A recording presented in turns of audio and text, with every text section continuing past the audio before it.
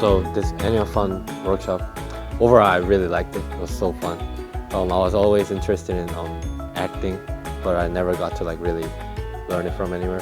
Then they can look at the body gesture to understand what's going on in the scene, and they get better understanding of it.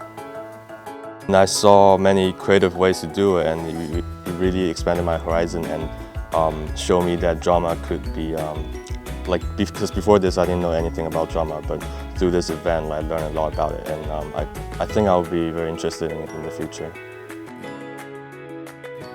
My goals today for these workshops was to get the students to think more creatively about how they stage or how they could potentially stage. Done that. I think I've achieved that goal.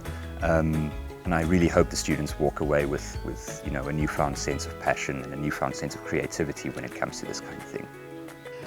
Well, I hope that the students would get a sense of what it's like to actually have these plays on stage, to watch them as well as be a part of them, to perform Shakespeare. A lot of emphasis is on the way we read Shakespeare, and a lot of the times we spend a lot of our study just reading the text. So I really hope that the students take away an experience in which they feel more confident performing it, staging it, seeing how it's performed, and learning more about the text through performance.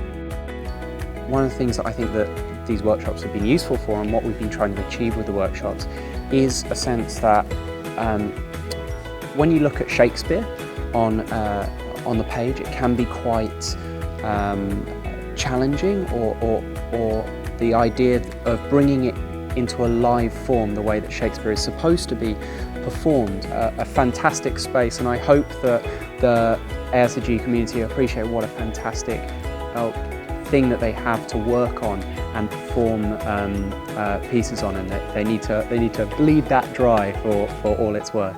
And I just want to say thanks for hosting us. It's been a wonderful experience. I think I speak for all the team when I say that we've had a really, really nice time here, so thank you.